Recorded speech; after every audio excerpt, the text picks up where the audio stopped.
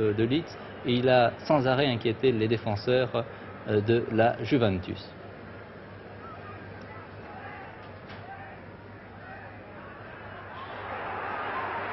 Un tir manqué et c'est Alan Clark qui, d'un joli tir de 15 mètres, trompe le gardien italien Tancredi à la 12e minute de jeu. Vous avez vu la reprise manquée de Lorimer, le numéro 7. Nous allons d'ailleurs revoir cette action au ralenti. Alan Clark permet donc à Leeds de mener après 12 minutes de jeu par 1-0. 62 000 personnes et parmi ces spectateurs, il y avait 5 000 supporters italiens. Revoyons cette action. Reprise manquée de Lorimer, le numéro 7 ailier droit de Leeds. Clark qui se retourne, décoche un joli tir de 15 mètres qui trompe le gardien italien Tancredi. 1-0, but de Clark.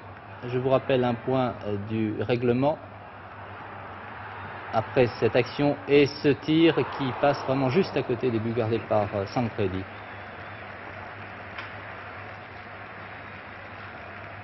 Cauzio qui a bien servi Furino, le numéro 4. Regardez cette attaque de Furino qui sert sur la droite remarquablement et voici l'égalisation. Il sert Anastasi, l'avancante. Une belle ouverture entre deux défenseurs anglais et Furino a permis à Anastasi d'égaliser à la 20e minute de jeu. Nous allons, je pense, revoir ce très joli but marqué par les Italiens. Sur une attaque de Cauzio d'abord, le numéro 8, le meneur de jeu de cette équipe de la Juventus, Furino, qui se débarrasse d'un adversaire, et du gauche, donne sur Anastasi, qui trompe malgré une intervention de Jackie Charlton. Donc les deux équipes sont à égalité, un but partout. Encore une attaque et un tir très puissant d'Anastasi qui est passé vraiment juste au-dessus alors que vous avez vu le gardien Sprake très avancé. Anastasi aurait peut-être pu. Il y a beaucoup de monde dans la surface de réparation et notamment Jones, l'avant-centre de Leeds. Tête remarquable de Jones et dans une détente acrobatique. Tancredi détourne ce véritable tir de l'avant-centre anglais.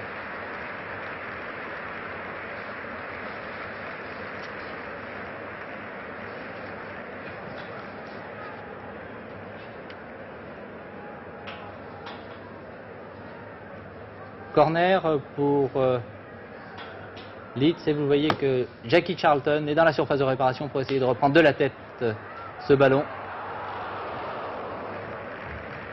Cette action se situait vraiment à quelques secondes. Qui était lui aussi avec l'équipe d'Angleterre à la Coupe du Monde. Belle action de Riney, le numéro 2 qui a éliminé Furino. Et cette reprise a été détournée par un défenseur italien.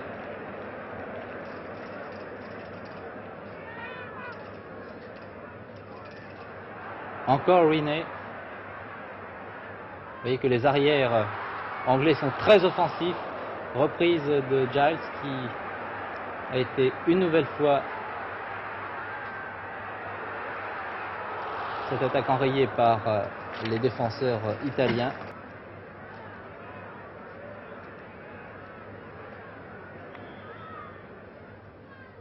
Tir terrible de Cooper, mais Tancredi était bien placé. Regardez bien ce coup franc tiré par Haller. Dégagé une première fois de la tête par un défenseur. Intervention un peu brutale du numéro 5 Morini et but marqué par Anastasi, mais ce but est refusé pour une faute. Vous l'avez bien vu, la faute du numéro 5 Morini. Une action que nous allons revoir au ralenti. Faute sur Cooper. Coup franc.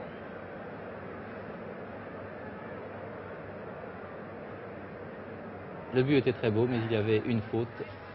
Et M. Glockner a eu donc raison de refuser ce but. Vous voyez, les joueurs ont maintenant changé de maillot. C'était la fin du match.